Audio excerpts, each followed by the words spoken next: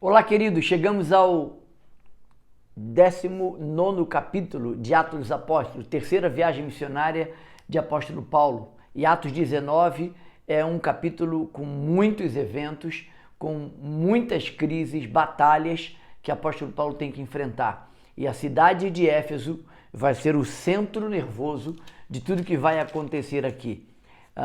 Paulo vai compreender agora essa terceira viagem missionária e é necessário que a gente esclareça algumas dúvidas com relação ao que está acontecendo no pano de fundo.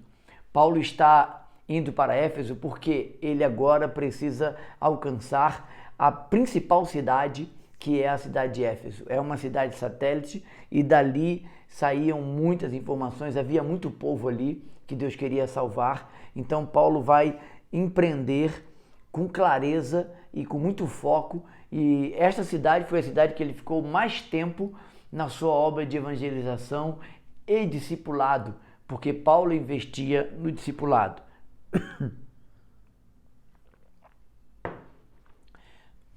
Não podemos esquecer que apóstolo Paulo, ele parte de Antioquia e ele se dirige ao norte e depois segue em direção a Éfeso. Éfeso é a capital e o principal centro de negócio da Ásia, hoje onde é a atual Turquia. E nós lemos assim em Atos 19. Aconteceu que, estando o Apolo em Corinto, Paulo, tendo passado pelas regiões mais altas, chegou a Éfeso e, achando ali alguns discípulos, perguntou-lhes: recebeste porventura o Espírito Santo quando crestes? Paulo está chegando na cidade e ele descobre que ali havia alguns discípulos e ele quer saber quem são esses cristãos. Ele não tinha detalhes de quem eram essas pessoas. Ele descobre que esses irmãos não haviam recebido ainda o Espírito Santo, então faltava alguma clareza para eles com relação ao Evangelho.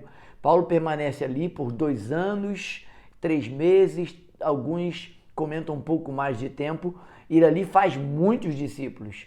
Os irmãos que ali estavam, eles não tinham sido revestidos pelo Espírito Santo, já eram salvos em Cristo, mas eles não conheciam sequer o Espírito Santo. Então Paulo ora por eles e nós descobrimos no contexto que eles são discípulos de João, porque eles disseram que receberam o batismo de João. Paulo vai explicar: o batismo de João é batismo para arrependimento. Vocês precisam ser revestidos do Espírito Santo. E é lindo o que o texto diz a partir do versículo 4. Disse-lhes Paulo: João realizou o batismo de arrependimento, dizendo ao povo que crescem naquele que vinha depois dele, a saber, em Jesus. Eles, tendo ouvido isto, foram batizados em nome do Senhor Jesus, e impondo-lhes Paulo as mãos, veio sobre eles o Espírito Santo, e tanto falavam em línguas como profetizavam. Eram ao total de 12 homens, um grupo pequeno, mas ainda temente a Deus, e perseveravam, sabendo que algo especial iria acontecer a eles. Nesse contexto, Paulo ora por eles, e durante 3 meses, versículo 8 diz, Paulo ficou ali na sinagoga falando ousadamente, dissertando a respeito do Evangelho de Cristo Jesus. Paulo vai separar agora porque alguns que estão ali ouvindo a palavra são judeus e têm um coração empedernido, estão endurecidos e não querem ouvir o Evangelho de Cristo através de Paulo. Eles estão arraigados na sua religiosidade, na sua cultura, no seu jeito de ser, e Paulo tem discernimento, então ele vai e separa aqueles que tinham um coração ensinável. Esse discernimento é indispensável, imprescindível para quem discipula. Você precisa saber quais são as pessoas que têm coração ensinável, espírito ensinável, coração quebrantado, gente que vai se submeter para obedecer à sua liderança. Paulo percebeu que havia ali alguns, então Paulo separa esses e ele vai para a escola de Tirano. A partir do capítulo 19, versículo 8 a 10, nós vemos Paulo tomando essa iniciativa. Versículo 9, visto que alguns deles se mostravam empedernidos e descrentes, são os judeus, né? Falando mal do caminho diante da multidão, Paulo, apartando-se deles, separou os discípulos e, passando a discorrer diariamente na escola de Tirano, durou isso por espaço de 2 anos, dando ensejo a que todos os habitantes da Ásia ouvissem a palavra do Senhor, tanto judeus como grego. Paulo está investindo pesado agora e durante 2 anos Paulo fica aqui. Paulo foi cauteloso, provavelmente a abordagem dele com relação ao cristianismo, em relação aos judeus em Éfeso, ele conseguiu ser um pouco mais cauteloso, talvez mais brando, e por isso ele conseguiu durante 3 meses persuadir alguns, mas nem todos creram. Então Paulo vai anunciar o evangelho apenas àqueles que se submeteram na escola de Tirano. O que era a escola de Tirano? Era um espaço onde era muito conhecido na cidade de Éfeso, e ele usava o horário de 11 da manhã às 4 da tarde para ensinar naquele lugar. Os historiadores dizem que ele usava esse horário porque era o horário que as pessoas costumavam não trabalhar nesse período, então teriam folga para poder ouvi-lo. Paulo fez isso estrategicamente. Também era um horário que era pouco usado, aquele ambiente da escola de Tirano. Então Paulo usou esse horário para que pudesse, talvez alugando aquele espaço, ficar ali por espaço de 2 anos pregando o evangelho, ele e seus companheiros. Ele está na Ásia Menor, que hoje corresponde à Turquia, e toda a Ásia Menor, a partir de Éfeso, ouviram o evangelho de Cristo, foi o que nós percebemos no texto. A partir do versículo 11 ao 19, há uma história bem controversa e que marca o capítulo 19. Havia em Éfeso alguns exorcistas que queriam imitar a Paulo.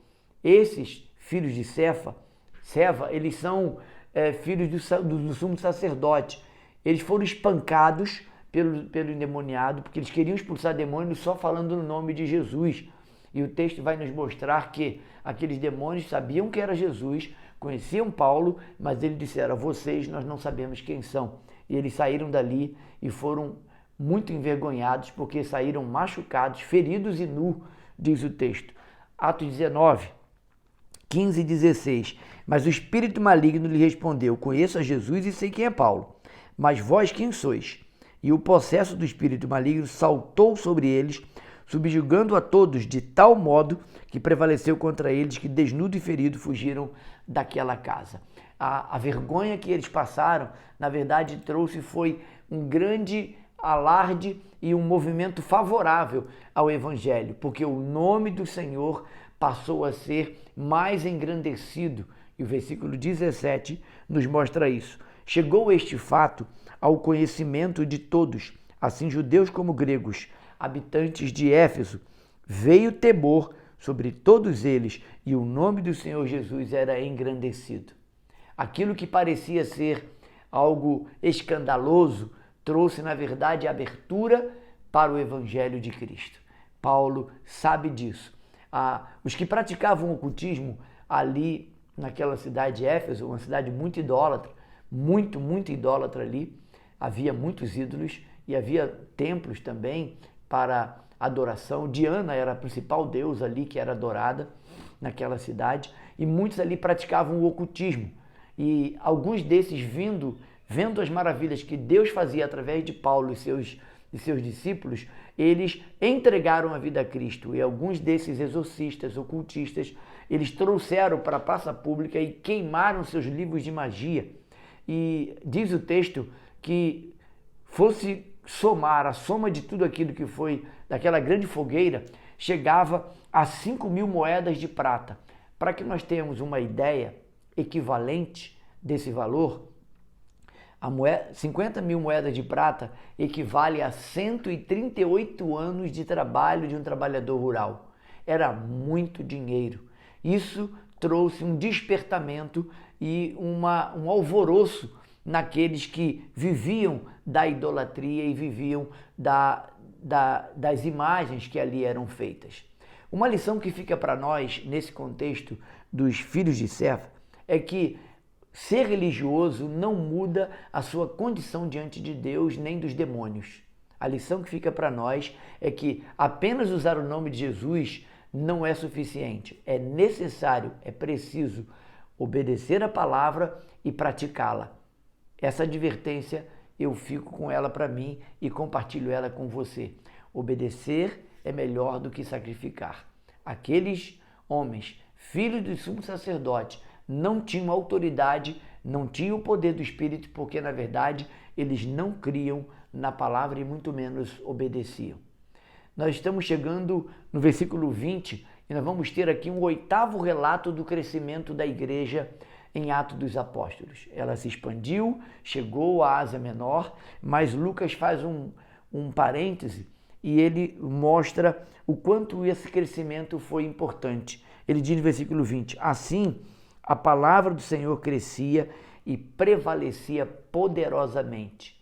O evangelho se expandiu, naquela cidade Paulo ficou ali um bom tempo, fez discípulos, batizou ali algumas pessoas, aquelas pessoas que creram saíram divulgando o evangelho e muitos se converteram ali. No versículo 21 e 22, Paulo planeja ir a Roma. Sabemos que os planos de Deus são mais altos que os nossos, portanto, precisamos aprender a confiar nos planos de Deus. Os planos de Paulo eram ir a Jerusalém, passar pela Macedônia e Acaia, Macedônia Filipenses, Acaia Coríntios. Mas depois então ele planeja ir a Roma.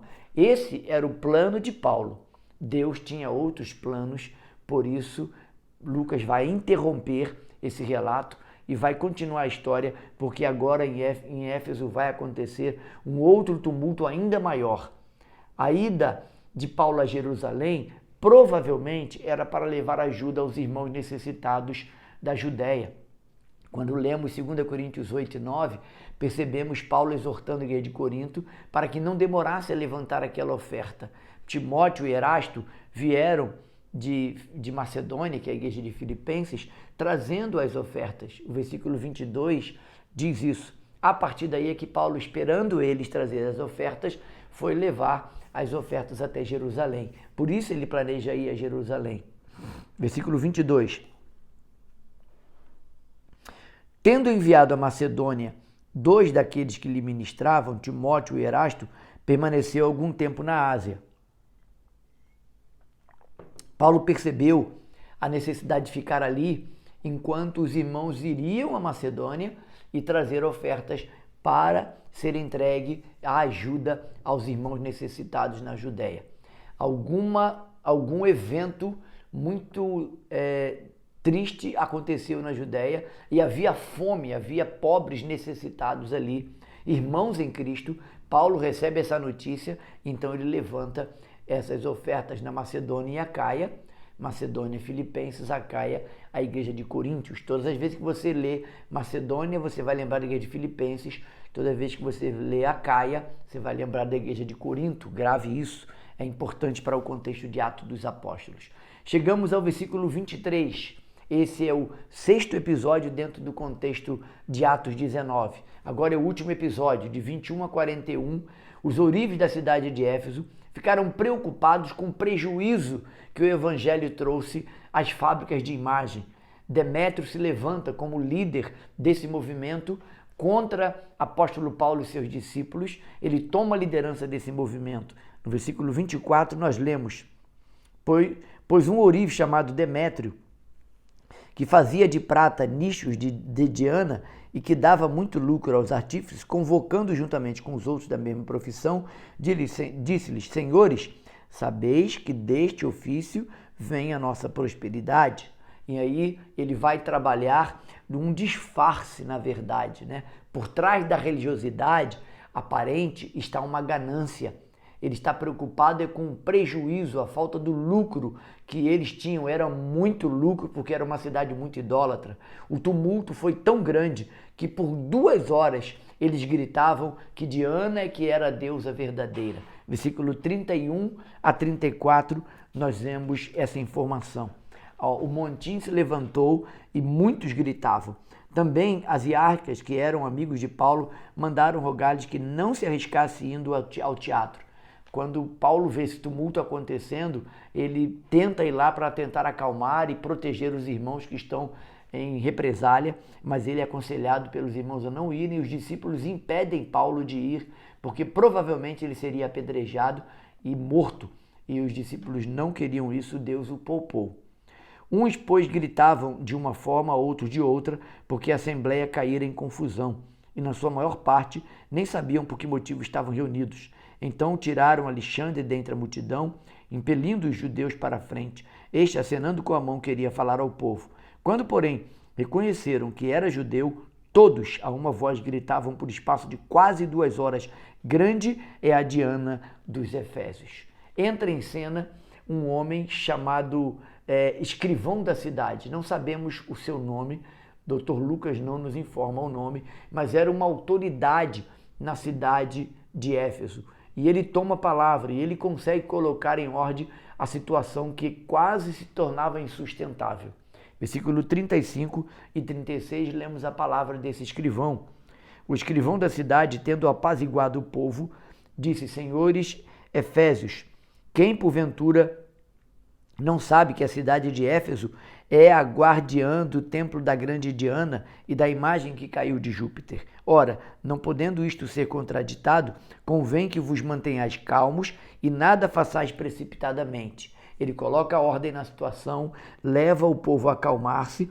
Então, Demétrio também se acalma junto com os outros artífices, se queixam do que está acontecendo ali e querem continuar nessa situação, mas nós vamos perceber no final do capítulo que houve um período que isso foi apaziguado pela estratégia deste homem que concordou com eles que Diana era deusa para acalmar os ânimos e perceber que assim haveria uma solução temporária.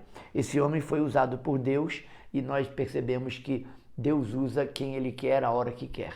Esse é o outro aprendizado que fica para nós no capítulo 19. Deixe seu like, se inscreva no canal, compartilhe esse link e comente, faça um comentário sobre aquilo que você aprendeu no capítulo 19 de Atos. No próximo episódio, no capítulo 20, nós vamos estudar esse capítulo com detalhes. Paulo continua em Éfeso, ele vai permanecer ali por algum tempo, mas ele vai a Mileto e lá em Mileto ele convoca os presbíteros de Éfeso para estar reunido com ele e pela última vez eles verão o apóstolo Paulo e assim é uma despedida muito saudosa, chorosa, porque os irmãos amavam muito, os irmãos de Éfeso, os presbíteros ali, a liderança da igreja, amava muito o apóstolo Paulo.